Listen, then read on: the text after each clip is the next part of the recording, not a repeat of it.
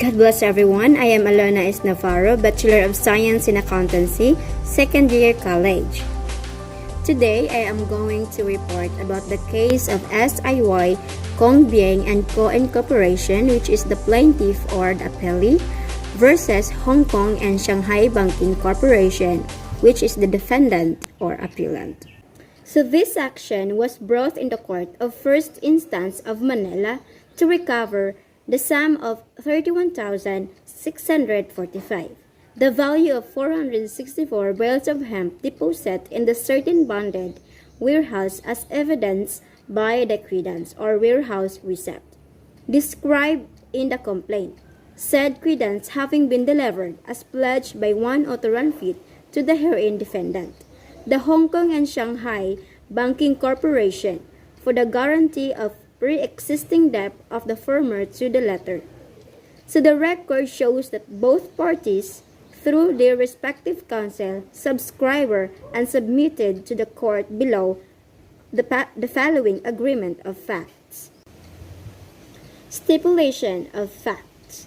Come now the parties, both the plaintiff and the defendant, Hong Kong and Shanghai Banking Corporation, through their respective counsel in the above entitled case, and respectfully submit to the court the following agreed statements of facts. Number 1.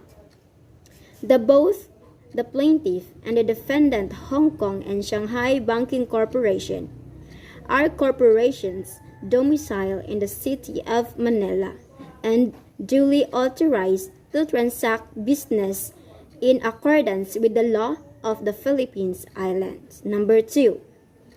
That the plaintiff is corporation engaged in business generally, and that the defendant, Hong Kong and Shanghai Banking Corporations, is a foreign bank authorized to engage in the banking business in the Philippines. Number 3. That on June 25, 1926, certain negotiable warehouse receipts described below were pledged by authorized fee to the defendant, Hong Kong and Shanghai Banking Corporation, to secure the payment of his pre-existing debts to later, and that the bale hemp covered by this warehouse receipt was worth 31,635.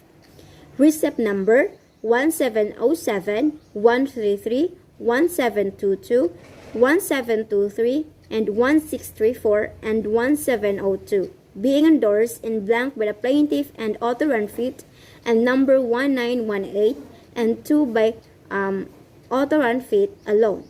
And number 4. That in the night of June 25, 1926, said authorized feet died suddenly at his house in the city of Manila. And number 5.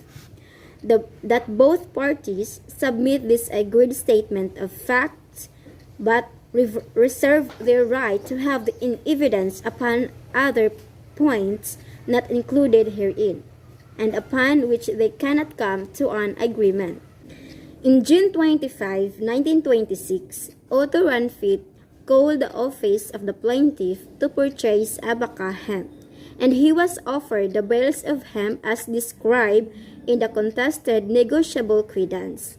The parties agreed to the aforesaid price, and on the same date, the credence, together with a covering invoice, were sent to Ranfit with the plaintiff without having been paid for the hemp.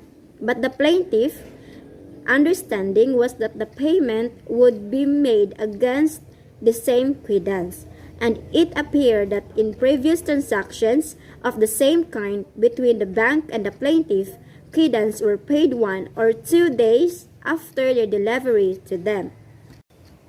Immediately, these credence were pledged by Otto Ranfit to the defendant, Hong Kong Shanghai Banking Corporation, to secure the payment of his pre-existing debts to the latter. The baled hemp covered by this warehouse receipt was worth 31,635. 6 receipts were endorsed in blank by the plaintiff and Otto Ranfit, and 2 were endorsed in blank by Otto Ranfit alone. On the evening of the said delivery date, Otto Wanfit died suddenly at his house in the city of Manila. When the plaintiff found out, it immediately demanded the return of the quittance, or the payment of the value, but was told that the quittance has been sent to the herein defendant as soon as they were received by Wanfit. Shortly thereafter, the plaintiff filed a claim for the aforesaid sum of 31,645 in the intestate proceeding of the state of the decease of Otto Wanfit, which on an appeal from the decision of the Committee on Claims was allowed by the CFI of Manila. In the meantime, demand had been made by the plaintiff on the defendant bank for the return of the quittance and their value, which demand was refused by the bank on the ground that it was a holder of the quittance in due course. Okay, now let us talk about the issue. Whether or not the quittance endorsed in the blank gave the Hong Kong and Shanghai Banking Corporation rightful and valid title to the goods? Yes. SC ruled in favor of defendant Hong Kong and Shanghai Banking Corporation. It may be noted, first, that the quittance in question were negotiable in form. 2. That they were pledged by Otto Wanfit to the defendant bank to secure the payment of his pre-existing. That's all for today. Thank you for listening and watching my report. I hope you like it. May God bless you all and more power.